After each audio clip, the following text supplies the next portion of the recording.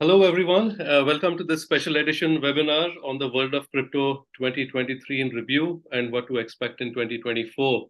For those of you that are attending a Fintelekt webinar for the first time, my name is Shirish Pathak, and I will be your host for the webinar today.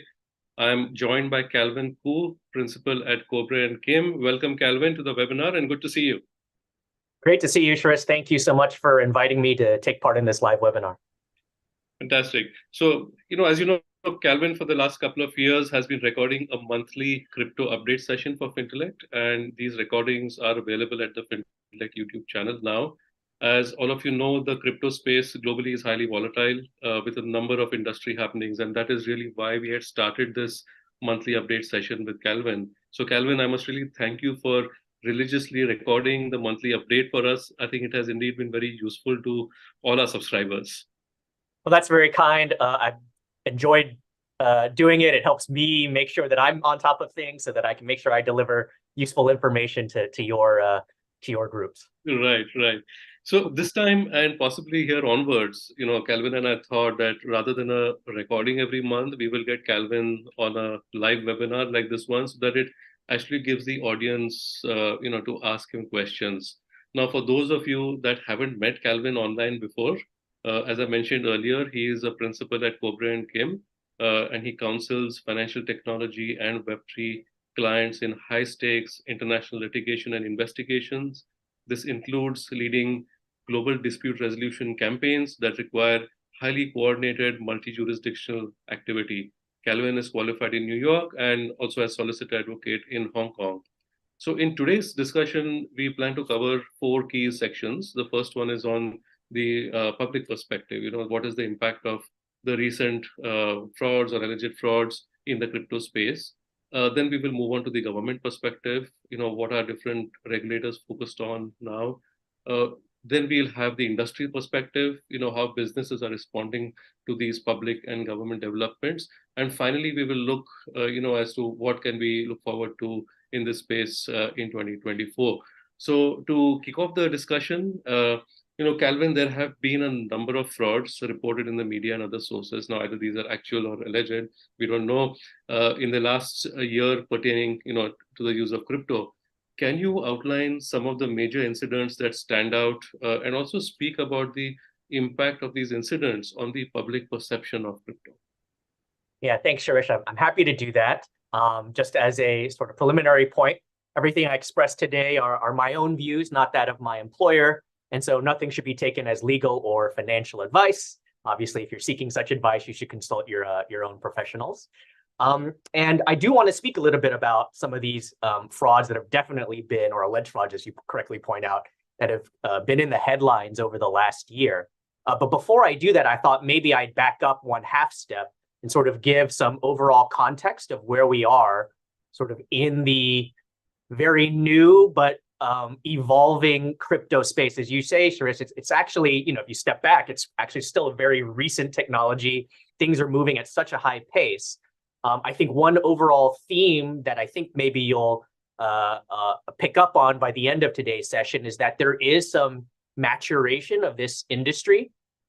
I think one analogy that's helpful, at least for me, and maybe it betrays sort of my generation and when I grew up, but for those of you that were around in, say, the 1990s and early 2000s, and were getting exposed to the widespread use of the internet, for example, if you think back, there were a lot of ups and downs, right? As the public, as the government, and as businesses adjusted to the new technology, right?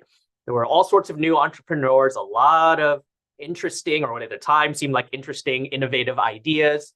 There were also plenty of bad actors trying to seize upon sort of the novel area and maybe the misunderstanding people had about the technology. And then you had the policymakers, trying to catch up, trying to move and react in real time. So too right now with the crypto space. And by that, I mean crypto, blockchain, Web3, all of the sort of rough synonyms or associated types of technologies and businesses that are related to cryptographic technology. So just to jump ahead a little bit to recent history, maybe you'll remember, I think 2020, 2021, sort of the crypto buzz, if I can call it that, reached a larger audience. There were more retail investors or traders that got interested in it. Maybe that was, sort of egged along by the COVID lockdowns we were experiencing across many parts of the world. So there was a real boom in that period. Government started to realize that, we've been researching this for a while, but maybe we need to pay extra attention now because the absolute numbers started to go up and up. And then spring 2022, although it started in the spring, what happened was what we've been calling crypto winter, when the industry took a big dive. And as we'll discuss, some bankruptcies, some frauds, some alleged frauds, things of that nature. And that was really the peak or nadir, if you like, reaching when FTX, which we'll talk about more in a second, it blew up, if I can say that, last autumn. And sort of we've been dealing with the fallout ever since, including what we're going to talk largely about today, which is what's been going on here in 2023, which is still kind of like the sort of carrying on of the crypto winter. So that's where we are sort of in a recent historical perspective. Shirish, you asked about sort of the public perspective and the impact of some of these recent frauds.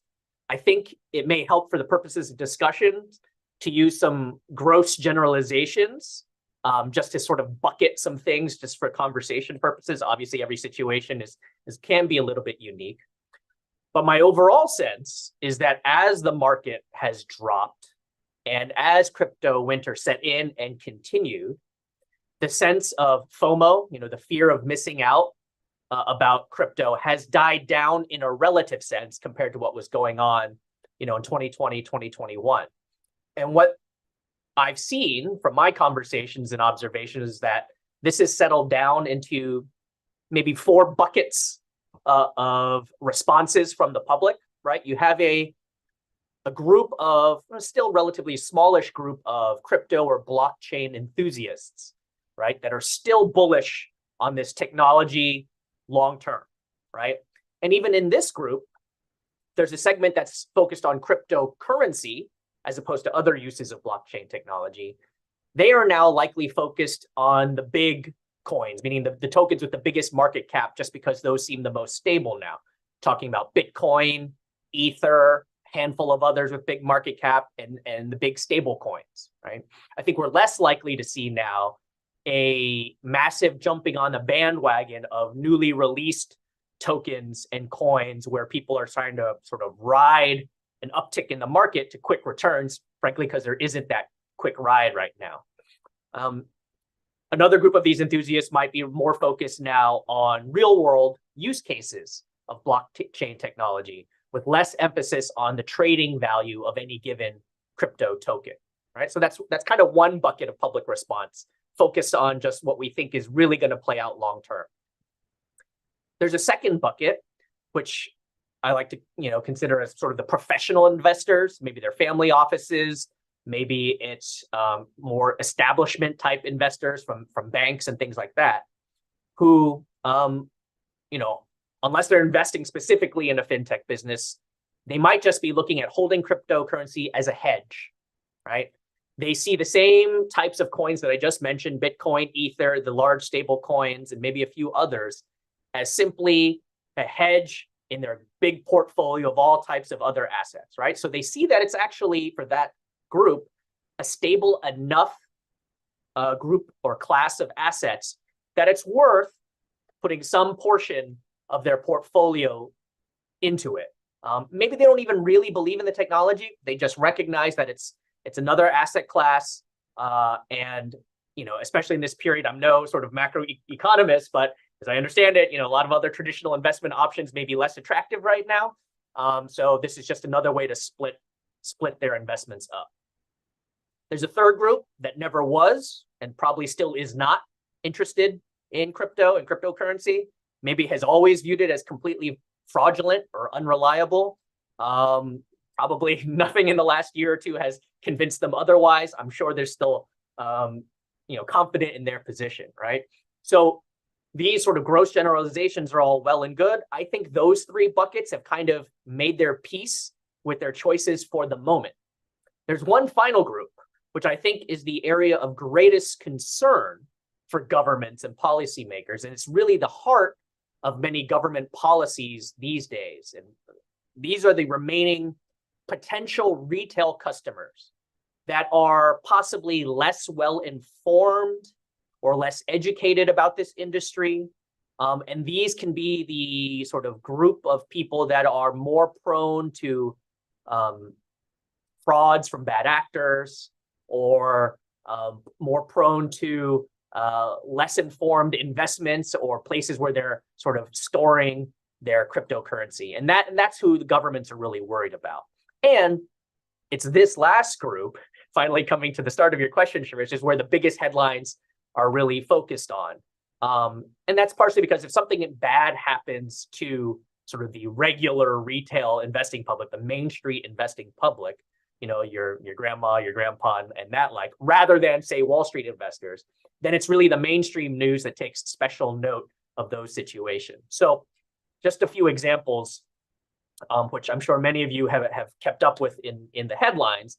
Obviously, there's global headline news like FTX, and sort of this is kind of recent, so I'm going to start with this one, right? So earlier this month, as many of you likely will have seen, Sam Bankman-Fried, the founder and head of FTX, was found guilty by a New York jury of all fraud counts against him. So FTX is a major global crypto exchange. There were lots of allegations of fraud after FTX imploded last autumn. And he in particular was accused of various criminal violations. And then that went to a jury trial in a federal court in New York, you know, over the last couple of months. So even though the case took a couple of weeks for the prosecutors to put on their case, and then the defense had their turn, and Sam Bankman-Fried even testified in his own defense, the jury only deliberated for about 4 hours, and then they returned the unanimous guilty verdict, right? It's pretty quick for such a long case and such a complicated case to return that quick of a verdict, and that really suggests that the evidence was quite clear to that jury. Now, the U.S. attorney for the Southern District of New York, which was the prosecuting jurisdiction, said that this was one of the biggest financial frauds in American history. And so Sam Bankman-Fried hasn't been sentenced yet. I think that's scheduled for March of next year. But technically, he faces 110 years in prison. All right. So crudely, at its most extreme, this is a case about stealing customer funds, speculating on it, and favoring related parties and getting rich off of it. Now, as the US prosecutor said, that's actually nothing new and nothing necessarily unique to crypto. You know, in the history of big finance, there's plenty of cases of stealing funds, customer funds, making us, you know, gamble on it, doing related party transactions without proper disclosures, et cetera. But obviously, the type of technology that was used here was different. Ultimately, in the trial, there was a question of intent, which is really important when it comes to this type of criminal charge, right? Was it, as the defense was saying, just really poor risk management that led to the collapse of FTX? Or was there intentional deceit? And obviously the jury found the latter, and that's why there was a conviction. So because this company was so big, especially in the US, and very much in the public face, I mean, it named a basketball arena, had flashy advertisements on television with famous actors and athletes. FTX, fairly or unfairly, came to be perceived as synonymous with the industry as a whole, right? So what is the public view of the industry post FTX? Again, let's go back quickly to those three or four buckets. I think for the enthusiasts and industry players, once it became clear that there was real deceit and fraud here, at least according to the jury's verdict, I think a lot of those industry players who otherwise support the industry felt the need to distinguish what they were part of, what they were interested in, and distance themselves from like a bad actor like Sam Bankman-Fried, right? Again, the analogy, traditional finance, plenty of frauds, lots of big financial institutions have melted down and had bankruptcies. And there's plenty of, you know, criticisms of big banks, but the industry doesn't stop, right? So too here, the enthusiasts will carry on, perhaps with greater care and attention. Then you have that professional investor class. Again, them too, they'll say, well, now we're just going to focus on things that we are going to really put a lot of diligence into.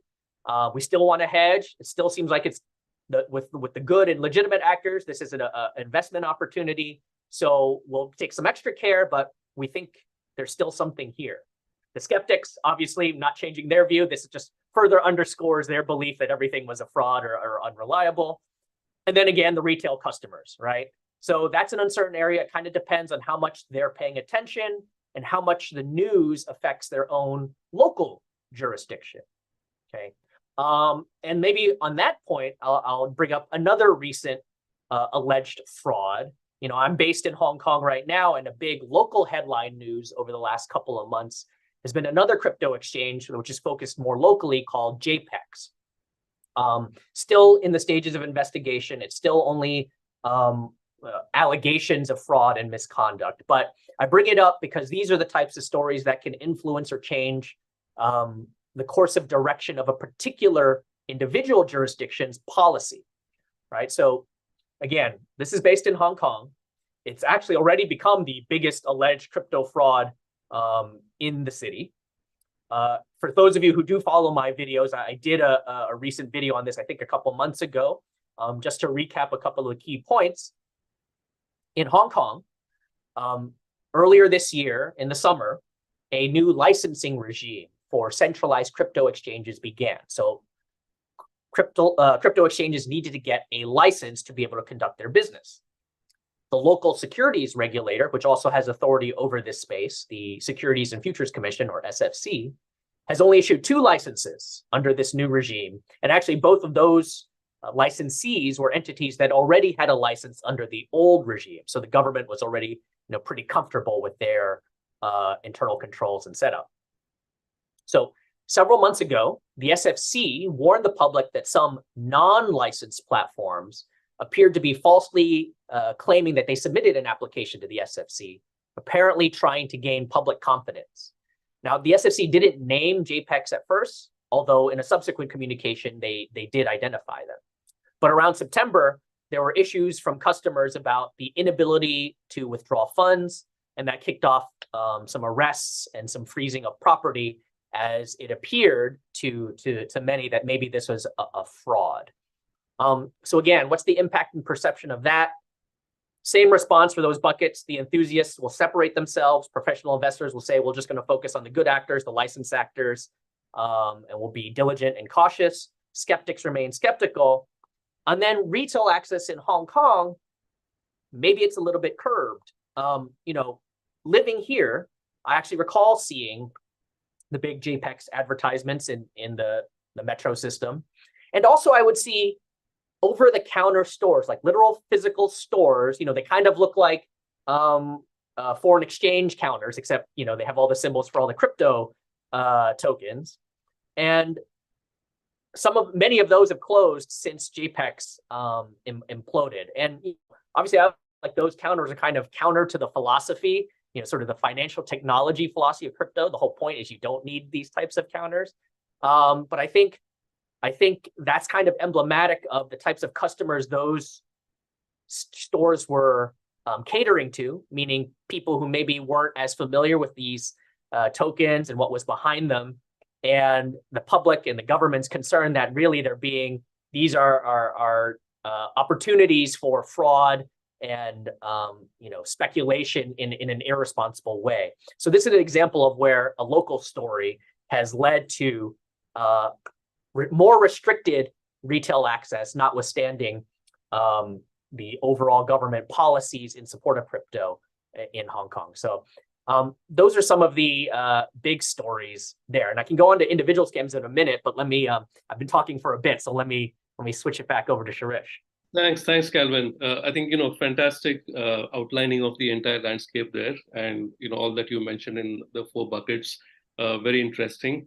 Let me just also remind the audience that if you have any questions, please post them in the Q&A box, which is at the bottom of your Zoom screen, and we will take it up towards the end of the session. But Calvin, now, taking off from what you mentioned in the 4th bucket, right? So, governments around the world are looking at the crypto industry, with a magnifying glass and trying to figure out how to most effectively regulate this industry. Now, how would you say has this translated into regulation in various countries? Are there any specific regulatory guidelines that you might like to highlight, which may have had a positive impact on this industry in the past? Yes.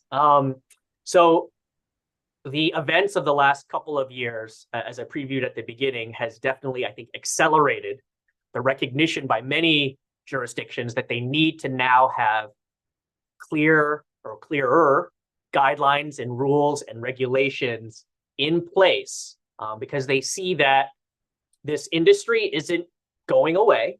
It's not just a flash in a pan. Maybe subsets of the industry are, for example, NFTs are not as popular as they were last year, but as a whole, it's not going away. Even though the economics might be down, there's still plenty of interest and continued growth in the number of users in this space. So they need to do something. And then with all the frauds we just talked about, and alleged frauds, the need to protect consumers. And for those who watch my videos, you'll know that I point out that almost every jurisdiction has some variation on the responsible innovation tagline, meaning they're trying to balance between protecting their citizens and consumers, but not wanting the industry to completely run away from their jurisdiction because, frankly, it's an important potential business area. That means tax dollars, that means jobs, et cetera, right? So we want to encourage innovation, but responsibly. In terms of how different places are going about that, obviously, there's tons of different legislation. I won't bore you with the specifics, although I do want to cover some big themes and approaches, right? And again, under this notion of trying to bucket some things, you have places right now that are more bullish on trying to push ahead crypto policies and regulation and encourage this development. I think Hong Kong, frankly, is probably the most bullish of any major global financial jurisdiction. You have places that I would consider a little bit in the middle, places like Europe, the UK, Singapore, and elsewhere. And then you have places that, at least certainly by perception, is bearish on it and seeming to come down hard on crypto. And frankly, the US is leading that category. So maybe just a quick recap of some of those jurisdictions and how they fall, because I think it helps to see a bit of compare and contrast from it, right? So Hong Kong remains bullish, right? The government has been saying all the right things in terms of, we want to encourage this industry to grow here, do it responsibly, but we're putting the money, we're recruiting talent. We want the local banks to give bank accounts or at least provide potentially banking services to crypto companies. For a lot of crypto companies, that was a really hard but necessary thing for them to start their businesses. And a lot of the banks would say, no, we don't know. We're worried about your underlying business. We don't want to give you a bank account. Without a bank account, a lot of these crypto companies couldn't do business. So the government's saying to the big banks, hey, take a good look at these companies. Don't just immediately reject them, right? So Hong Kong is still pursuing this positive messaging, notwithstanding the JPEX allegations. I think I've seen some commentary after JPEX came out that maybe this is disastrous for the Hong Kong government's policy. But I think there's a counter argument where arguably this is indicative of how the new regulatory regime is supposed to work, right? Certainly, there are some improvements that were required in terms of rules and regulations and what information was released to the public. And I think the government's acknowledged that. But I think it shows that with appropriate regulation and enforcement, then the idea is that you can weed out the bad actors. Yes, there'll still be some bad incidents, but so too with traditional finance. And what you're trying to do is cut out the bad actors and force against the bad actors, leaving only the good, conscientious, compliant, good actors, right? So that's what the legislation is trying to move towards. What the Hong Kong government is doing is it's doing it piece by piece. So rather than try and do some omnibus bill that covers every potential facet of crypto and blockchain regulation, they're focusing on what they think are the priority areas based on sort of volume of use and what's most important to the industry. So they started with the centralized exchanges this year. I think they're focused on stable coins next, and probably what's called tokenization, which we can mention a little bit later. So this gives the kind of certainty that a lot of businesses want, right? A lot of businesses are saying, we just want to know what the rules are, and then we can comply with them. That gives us certainty. that gives our business more certainty. We can plan ahead, et cetera, et cetera. And hopefully that type of regulation and consumer protection is to the benefit of consumers.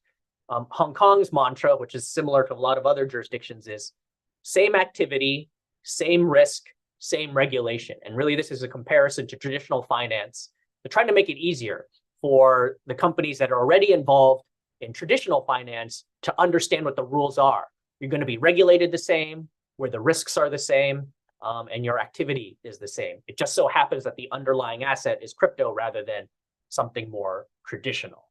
I guess one final point on Hong Kong is that we attended, or actually I helped host a session with the CEO of the SFC. And I think, I've seen some other conversations that senior SFC members have had with the public. And there is sort of a give and take where they're looking to the private entrepreneurs to help figure out how best to adapt their technology to these new rules, right? So the government isn't prescribing every single way of how you do things, but they're also trying to work with the entrepreneuring public of figuring out how can we meet these rules and regulations that we need using this new technology. Moving a little bit as a summary to some of what I consider sort of the middle area of government regulation. You have a place like Europe, the EU, which passed MiCA, M-I-C-A, which is the Markets and Crypto Assets Regulation this year. And those are different member countries are now implementing that regulation in advance of an effective date over a couple of different periods next year. Basically, this is covering public offering requirements, disclosure requirements, custody requirements, safekeeping of customer fund requirements, segregation requirements, things like that. And all of those things are clearly things that have come up over the last couple of years in the instances of these big crypto companies having imploded, right? Either as an allegation that they didn't give enough information to the public about what the public was investing in or who they were transferring their assets to, right? So that's the offering and disclosure requirements. Or there's allegations that these companies didn't keep the client assets safe, didn't segregate it from the company's own money, didn't disclose how they were going to use those assets. And so that speaks to all the other requirements in this MiCA bill, right? There's also requirements involving, related requirements requiring certain level of internal control, disclosure of conflicts of interests, corporate communications to the public, things like that. Again, things that for those of you who are already, sort of in compliance, maybe in a more traditional finance sector, things that sound familiar, or at least terminology that's similar, right? So those are now being adopted and being required of crypto companies, which maybe 5-6 years ago were, frankly, were ignoring a lot of those things. Similarly, the UK, they have a Financial Services and Markets Bill, which was, I think, either amended or somehow adjusted to give regulators the clear power to supervise crypto and stable coins. They've also, just last month, made it easier for, in criminal cases, to seize and recover crypto assets. So again, these are affirmative steps being taken to give clarity to regulators and the public about who has the authority to do what when something goes wrong, or hopefully before things go wrong, who has the authority to make those rules. Out here in Asia, Singapore has been actually ahead of the curve by a couple of years. They sort of had their licensing regime in place a couple of years ago through a Payment Services Act. They've also rolled out different rules for stable coins, for example, requiring low risk reserves and the ability to return at par value any redemption requests within 5 business days. Again, things that have been picked up on once they see where things go wrong in other cases. I think the perception from some is that because of crypto winter, which frankly did affect a couple of Singaporean-based entities, the bullishness of Singapore has cooled a little bit in a relative sense. And sort of their communications from the government have sort of perhaps emphasized again some of the risks and customer protection aspects of the industry. They're not completely blocking it, but they're just warning people with a little bit more clarity of late. And then one last summary there on the other end of the spectrum is the USA, where there is no legislative certainty, right? To the frustration of many in the industry. What the US has done is regulate by enforcement, which comes with its own uncertainties. And again, for people who have watched my videos, I bring this up a lot. And the perception, at least in the industry, is that this is really a crackdown in many ways on the crypto industry there. This wasn't always the case. Going back to 2017, which for those who were paying attention to the industry already, there were a lot of startups then. There were a lot of actual frauds and a lot of alleged frauds through what were called initial coin offerings. Back then, the US Securities and Exchange Commission, or the SEC, was really focused on investigating and preventing these coin offerings, which were either actual frauds or alleged frauds. And then as a secondary objective, trying to bring some level of regulation to the industry by alleging that there were unregistered issuance of securities. So even if the fraud wasn't there, component was there, they're saying, but you should have been registered and just like any other traditional security, right? And back then, when the SEC was bringing these enforcement actions, I worked on one of these cases, and we were able to negotiate basically with the SEC and litigate that. We ended up with our client ended up with a civil fine in the low tens of millions of US dollars with no admission of or denial of the SEC's findings, right? So on balance, a pretty good result. They were able to continue to do business, but frankly, this type of resolution is not likely to be achieved in today's environment. So what happened? So really this year, the SEC's focus has moved to targeting centralized exchanges, right? Which is the heart of the crypto industry. Going back to June 2023, the SEC took its biggest steps yet in terms of industry-wide impact when it filed complaints against two of the largest crypto exchanges, Binance, which is the world's largest crypto exchange, and Coinbase, which is the US's largest centralized crypto exchange, right? And so what they were doing is, rather than focus on tens of thousands of potential issuers of cryptocurrency, they say, well, that's too impractical because there's going to be so many of those popping up. What we're going to focus on instead is where all that crypto is going in and out of, which right now are these giant centralized crypto exchanges, right? By focusing and maybe cutting off the trading in those centralized exchanges, we can really have a bigger practical effect on the use of crypto writ large, right? So they've pressed ahead with that. The allegations both involved the claims of unregistered brokers, unregistered exchanges, and then there's extra allegations against Binance, which I'll return to in a second, which really distinguished the Binance case from Coinbase. And then just 2 days ago, this past Monday, the SEC filed a similar suit against Kraken, another giant crypto centralized exchange, again, alleging that it was operating an unregistered exchange. So the path of the SEC is to really focus on these centralized exchanges and to regulate by that, rather than creating a distinct new form of legislation or regulation specifically for crypto assets and crypto businesses. And they're just hearkening back to general securities law rules instead.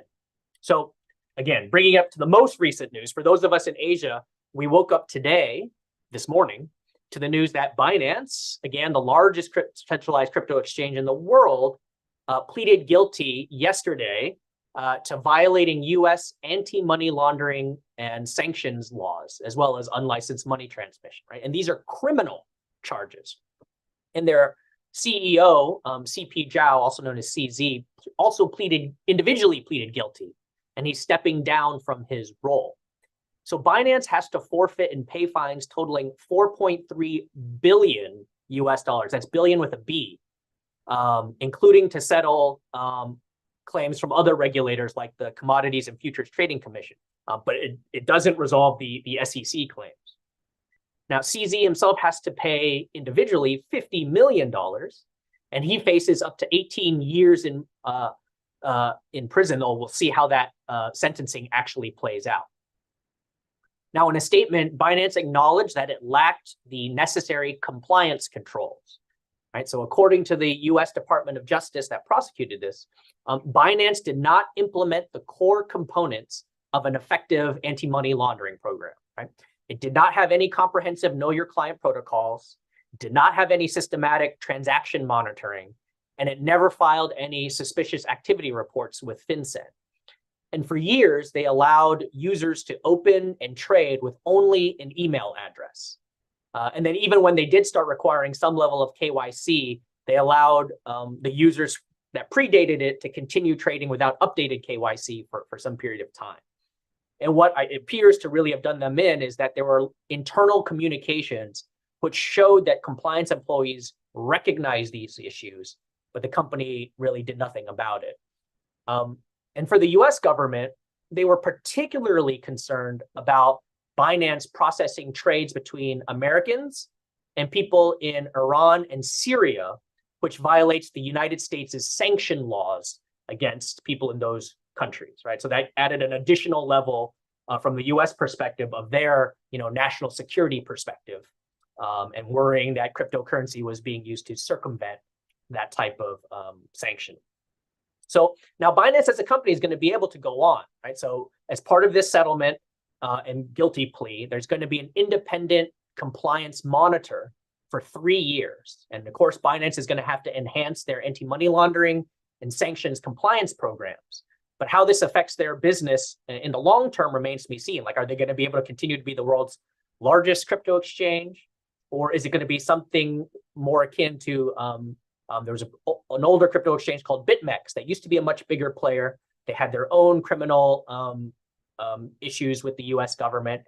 They've come out on the other end, but they're a lot smaller in terms of volume than they used to be. So we'll see what happens to Binance. But I think the US's focus on Binance's illegal conduct is really consistent with what global organizations will be keying on, which is deputizing centralized institutions for AML and CFT issues, right? So a little bit just more on this government thing, but moving from actual governments to something Shirish mentioned, which is sort of the overarching policies and advice from international organizations. So there's really a couple that come to mind here, and that's FATF and also the IOSCO. So FATF guidelines, Financial Actions Task Force, I'm sure most of your audience is familiar with, has been periodically applying some of its existing principles to the crypto asset realms, right? And so money laundering, of course, has been a big topic for years. Terrorist financing is renewed focus, especially in recent months, given certain public allegations made about how crypto is or is not being used by terrorists. And so what FATF is doing, again, consistent with traditional finance, is trying to deputize centralized institutions to take on the responsibility of monitoring money laundering and terrorist financing and other types of illicit use of these fund flows. Right? I think one issue that's the trickiest for a lot of businesses to comply with and a lot of governments in terms of how to implement this is the travel rule, right? Which is requiring these virtual asset service providers or crypto service providers to obtain and disclose information pertaining to the sender and recipient of virtual asset transfers, the information of their counterparties, right? Now, again, this is something that rings true for traditional finance.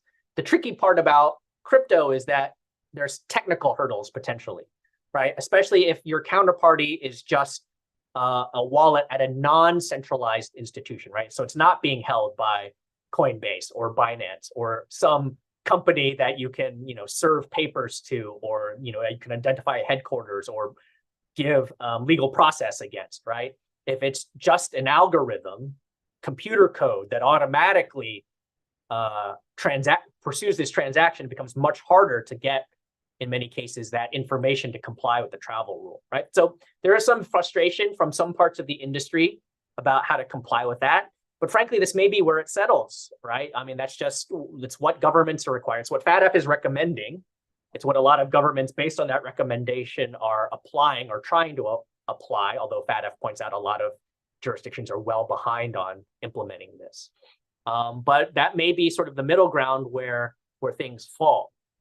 IOSCO, which is the International Organization of Securities Commissioners, also just recently came out with its own recommendations for regulators around the world for different types of investor protection and market integrity. Same stuff we talked about earlier, focused on making sure that there's client asset protection, figuring out how to prevent and enforce against market manipulation or conflicts of interest within a company that's serving as not only as an exchange, but as a broker and a clearinghouse, right? So that's something that crypto exchanges often do, which is distinct from traditional finance, which splits up those roles. But these are the types of things that the regulators and the international bodies are trying to solve by applying long-standing principles from outside of crypto to the crypto world. And then there's all these technical hurdles that have to be hashed out. So I think that's sort of the government perspective right now. Everyone's trying to build their guardrails. They're doing it in different ways. Some places are more bullish, some places are more bearish, but there's a lot more activity in this space over the last, say, 12 to 18 months than there has ever been. Thanks, Calvin. Again, for outlining this. Speaking about the crypto actors themselves, how do you see them responding, to the various incidents? You just mentioned Binance as well, and how do you see them responding to the various government or regulatory actions that, you've just spoken about? And, to sort of even, lay another background for it, we've got two questions from the audience. One is by Vijay Bharadwaj. So Vijay, good to see you online. He also mentioned the Binance case and what happened yesterday. So he says, these repeated failures with multiple exchanges, they create doubts about the legitimacy of the entire industry. So, what can the industry players do to instill confidence, right? And we also have a question from Haq Ashfaqul from Bangladesh, who says that, crypto is largely, dealing in illegal or prohibited goods. And if we dig further into the source of funds or the end fund, we will see that it ends up in money laundering activity, or if not, into terrorist financing at the very extreme. So what this also shows is that even from within the traditional financial services industry, there is a lot of skepticism about this industry, and possibly the industry needs to do something to show that it's not entirely illegitimate, right? So what would you say about what should the crypto actors themselves be doing to instill this confidence amongst the other industries? Sure. Now, frankly, I'm somewhat agnostic to this, so I'm not trying to say that one type of route is better than the other, or that this industry definitely is good or this industry is definitely bad. But all your observations from this group are completely valid, right? And they kind of represent different, slightly different aspects of those buckets I was describing earlier, and people come at it from different perspectives. You're absolutely right that there is perhaps an issue of confidence in this industry. So what I've seen in recent, so I attend these conferences, right? And a lot of these are attended by industry players, they're attended by the government, right? So one thing that I've seen is that there is a sort of evolution, certainly in Hong Kong, where it's moving away from pure startups, right? And it's instead being integrated with or utilized by more established companies and brands, your big banks, your big existing technology providers. So again, not sort of promoting any one company's products, but just picturing in my head a conference I attended, I can picture the booths of HSBC and Standard Chartered and Amazon and Microsoft, right? I can see their name branding there, right? So the more that I think some of those big companies are involved and use this, perhaps some segment of the population will feel a little bit more comfortable because these are existing companies that have giant compliance departments and which maybe that gives confidence to some people that wouldn't otherwise exist. But even for companies that start up purely as a pure crypto focused company, I think you see a lot of them trying to, or increasingly trying to distinguish themselves from sort of the most extreme cases, right? I mentioned earlier this idea that some of the enthusiasts are saying, we still believe in this technology and business. We think about all the good things it can do, which, by the way, there was a comment, a question about like, what, is there anything besides like illegal activity? There are arguments that it is a more efficient way to, make financial transactions, that it can reach a larger population that doesn't have access to big banks, and all sorts of built-in efficiencies for different types of transactions. But you're completely right. There's not a ton of immediate use cases that are practical for everyone. But what a lot of these companies are doing is saying, yeah, we get it. We see what FTX did. That was a crime, right? As has now been found.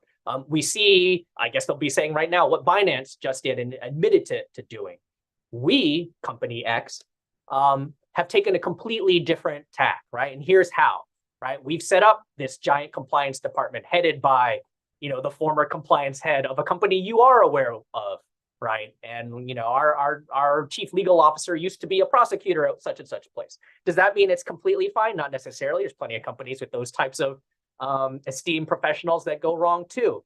But it's more like drawing it closer to what people are used to in traditional finance, and then standing alone as some complete outlier. So I think that's what a lot of these companies are going to shoot for now, and trying to draw those. Is it going to convince everybody? No. But those are sort of the iterative steps that I think they're going to be taking. Hopefully that answers those questions. And I just one final point on that, sure, which I wanted to mention in this sort of section, is that, again, going to those conferences, just anecdotally, right, from my observations, I attend these things every year. And the change from this year to what was the messaging last year is pretty stark. Okay, so before, quite frankly, I did come across different startups, maybe focused more on some exciting new token, or last year is definitely NFTs, that could be perceived as, frankly, get rich quick type schemes, or things that were just trying to jump on the popularity bandwagon with hopes of quick returns. This year, a lot more, at least, discussions and ideas about real world use cases, and an acknowledgement that what they were talking about was not going to be like $1 billion idea in a year, but rather there's a 5 to 10 year time horizon for this new idea that I have to become a profitable business, right? And an acknowledgement of the need for regulation and licenses in order to help it become a good business, right? Because I think they saw that, look, you can't survive, and governments won't let you survive if you're not properly licensed, if you're not properly compliant with the relevant local rules. So if you do have a good idea and want to make it work, you do have to follow those laws. And maybe that's not a bad thing, right? And that's sort of the messaging that I've heard a lot more this year than I had in previous years. Thanks, Calvin. All right. Before I ask you for your outlook for 2024, there are a couple of questions I'd like to take. One of them is by Shivani, who asks that, as banks move into providing financial services to crypto companies, what would be some key points of guidance apart from compliance monitoring and screening that would be useful to know? Also, there are numerous RegTech fintechs that are providing analytic solutions to monitor on-chain transactions. What are your views on this? Any thoughts on this, Calvin? Yeah, I think there. This is one of those areas where the guidance is sort of a little bit broad from like the governments and saying, hey, don't reject, you Bank X shouldn't reject these companies outright, but do your due diligence and make sure you're comfortable. So maybe it's a little bit unfair on some of the banks, but I think what we're seeing, at least from I come at a lot of these things when things have unfortunately gone wrong, right? So I certainly encourage anyone that's actually acting in this space to talk with their compliance advisors as well. But I think some of the key points of guidance are really to dig in and do your diligence just like you would any other business that's opening or seeking to open these types of new bank accounts. I think that's the message from the government anyway. Do the same diligence. I get that it's a new technology, or the government gets that it's a new technology, but don't shy away from digging in, understanding the technology, and making sure you understand, what it is that they're proposing to do. Is that consistent with the ever quick and ever changing regulatory laws in a jurisdiction? For example, maybe a jurisdiction currently allows sort of that centralized transfer of crypto, but it does not allow what's called staking, right? So clients putting in money that basically ensures some higher percentage return. Frankly, a lot of these crypto exchange or these businesses had previously been offering both, right? So before you completely onboard, or as part of your diligence, maybe it's important to understand, like, what is it really that the company is proposing to do, and is what they're proposing to do consistent with whatever the local laws and jurisdictions are. When I say it, maybe it sounds self-evident because that's what the diligence, should include. But I think there is a lot of confusion and maybe, initially some intimidation going in terms of any industry that you're not as familiar with. So the key is just doing, really, really critical due diligence. But the governments will be saying, don't shy away from it. Right. Thanks, Calvin. Okay. So another question on the transaction monitoring side. In fact, two questions. What would you say are the red flag indicators for cryptocurrency transactions? And how should banks do transaction monitoring, since cryptocurrency dealings and transactions are anonymous and can be done globally anywhere, skipping regulatory lenses and thresholds? So Yes. Your opinion on this? So on the first point, red flags. I mean, again, a lot of them end up being similar to the red flags in any sort of international cross-border financial transaction, even using fiat currency, right? All the things you have heard of before, things like layering, right? Or things like, understanding where and we'll come back to this on the anonymous point, but understanding where the sources are from. And that earlier question, I had a question about RegTech, which is actually trying to pierce through this, right? So there's some really powerful software which governments use, which frankly I use as a lawyer in my cases, which can identify the whole transaction path of the major cryptocurrencies, right? And in fact, some of you may have heard me say this before, it works in a way that's much quicker than trying to figure out the tracing of traditional finance. In traditional finance, if I thought there was some suspect funds flow, I would have go to court, get an order from the court for the bank to give me a banking statement showing all the transactions. I have to circle which one I think is suspect, go back to the court, get another, sort of order, wait for the bank to comply, and it would take months. And I always feel like I'm behind the alleged bad actor. With this RegTech, you literally can see where it has been and is going in seconds, right? So in one sense, the technology and blockchain technology is useful for tracing this kind of thing. And what a lot of those technologies are doing are trying to identify and help identify different red flags. Did it come from a sanctioned entity? Did it come from a wallet that's associated with the dark web, right? There was an earlier question about its use in illegal activity, right? So that often that happens in the dark web, drugs or other illicit activity. A lot of these softwares can identify that, right? And so I think what I understand a lot of compliance departments are doing is using that technology. And where you see those things, either immediately that's a red flag that requires follow-up, or maybe the transactions are rejected because of that. So a lot of it is just figuring out how to apply the new technology to, sort of your existing principles of identifying red flags.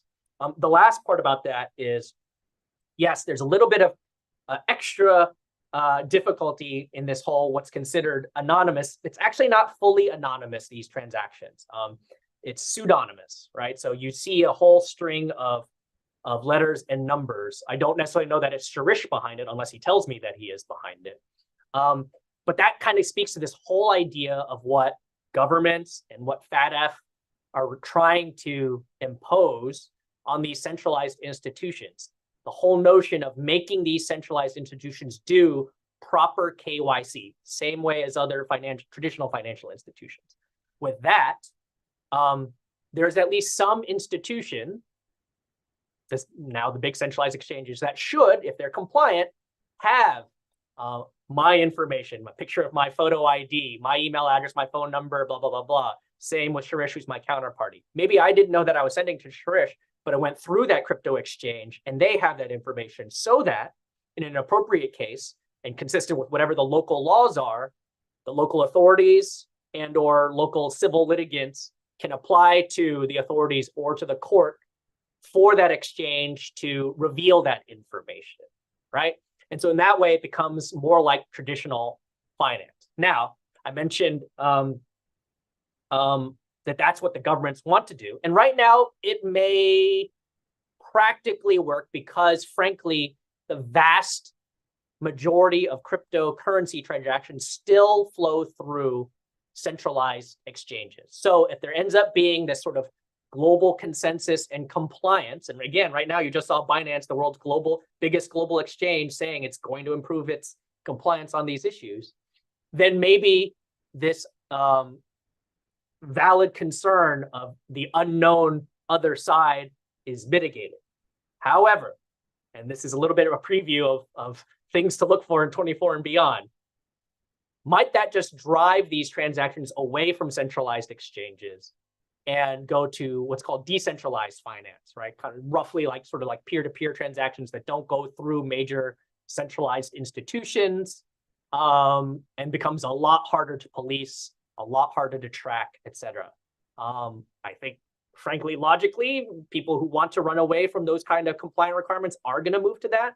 So we're going to have to see how the governments respond to that types of activity. Right. Thanks, Calvin, for taking those questions. Coming to the end of the webinar, we've got about 4 or 5 minutes left. So, what can we look forward to in 2024? And again, I would like to pick up one question which Vijay has posted, that, what are your thoughts? You just mentioned DeFi. What are your thoughts on DeFi in 2024? How do you see regulations evolving there? But overall, in 2024, what advice have you seen being given to the public, to the regulators, to the crypto actors themselves, right, as they prepare for the coming year? Yeah, I think what we'll see, there's going to be obviously a continued fallout from frauds and alleged frauds, right? These things take time. Prosecution takes time. So, of course, everyone will still have a cautious eye on these big failures. I think there's going to be increased institutional demand on rules and regulations. So it's basically a continuation of 2023, a continued rollout of legislative proposals, at least outside the United States. I think the focus area, DeFi is important. I don't know that right now it's a priority for a lot of the governments who are still catching up. I think the volume is still focused on centralized exchanges, stable coins, tokenization, which is basically getting real world assets based token on a blockchain to more easily trade it. I think DeFi is lower on the list right now. I think it's an important one. They all recognize it, but as for volume, it's lower on the list, less of a priority right now. So the advice I've seen from others, I mentioned this one to the public. I think what governments are saying are, be prudent, get educated on what you're putting your money into, who you're giving your money to, your crypto assets, do your diligence, make sure you follow what your local regulators and authorities are saying. I think governments, what they're saying is, they want to know how their citizens are being harmed. But frankly, from my conversations, the most well-received regulators, at least from industry players, are those that are willing to listen and have dialogue, a sophisticated dialogue with those industry players. Obviously, there's going to be red lines. For example, for the US, it's those sanctions violations for geopolitical issues and others. But I think for a lot of industry players and governments, they want to have this dialogue to sort of do that responsible innovation. And I think for the industry, the messaging I heard, which I described earlier, is a positive one and a pretty exciting one. I think there's a mature, responsible approach to harnessing this technology with a tremendous promise. And I think that's sort of the advice that they're receiving, is that, like, yes, continue to do your entrepreneurial thing, but do it in a way that recognizes regulation is needed. Be responsible to your future customers and clients. Now, How does it actually play out in the end? We'll see, but that's certainly the advice I'm seeing, and I think that's how things will carry forward in 2024. Great. Thank you so much, Calvin, for being here with us today, for spending this hour and educating all the Fintelekt subscribers and our customers, adding value to what we do. Again, thanks so much for all the monthly updates that you've been providing. And we're going to close this year with this particular webinar, at least on the crypto side. And we will take up the next live session sometime in early 2024. So until then, have a great rest of the year, and see you soon. Thank you, everybody. Appreciate it, Shirish. Okay.